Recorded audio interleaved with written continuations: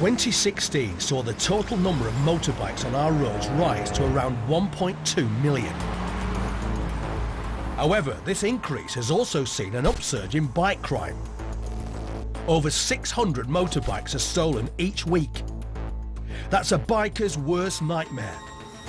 Especially if, like Andy Williams, your pride and joy is special to you.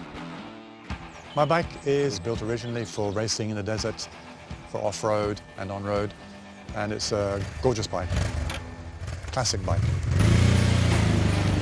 I bought it when I was living in Belgium in 1989, and it's been with me in different countries, different places ever since. For me, it's not the speed, it's the freedom. One afternoon, Andy made a quick trip to the local shopping centre in Northampton. I'd gone there to go off and just do an errand, went off for 15 minutes or so, came back and there it was, gone. There was almost like there was a pause in time as I kind of worked out exactly where I was, if I was in the right place. Andy frantically looked for his bike and got a lead from the parking attendant. He said, well, yes, I saw some guys go off on a big bike up through that alley. And as mine was the only big bike that had been there, that was it. So after that, I knew something bad had happened. Straight away, he called the police. I called the 101 number to report it stolen. Took the details, and then I went and got the bus and went home.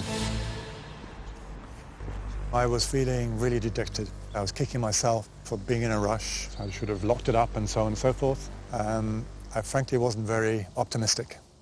Fearing he'd never see his bike again, Andy decided to try and track it down himself.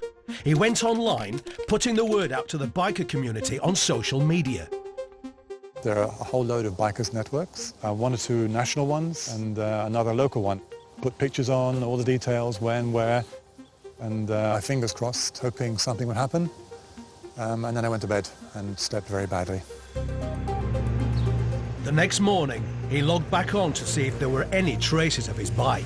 I'd have a look on the phone to see if anybody had responded from my various postings. And there had been some, people wishing me luck, people saying they had reposted it. And then I got this call from Anastasia, who it turned out was a member of the Northampton Biker Community. And what she'd done, she sent me a photograph saying, "Is this your bike?"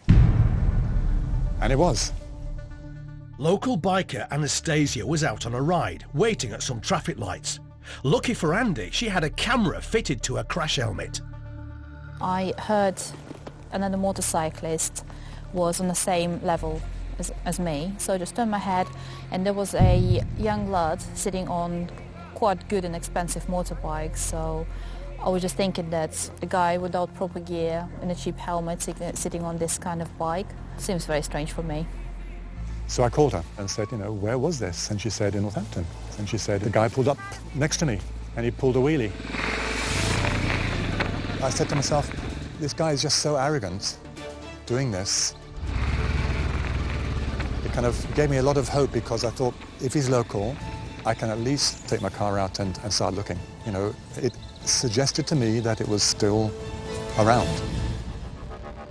As Andy took to the streets, his social media campaign began to pay off. I started to get messages on SMS, on WhatsApp, Facebook Messenger. They're coming in from all sorts of places. And one lead gave Andy concrete evidence. His bike was still in the area. I got this message with a photograph attached, and the SMS, the message itself said, "They're outside my house."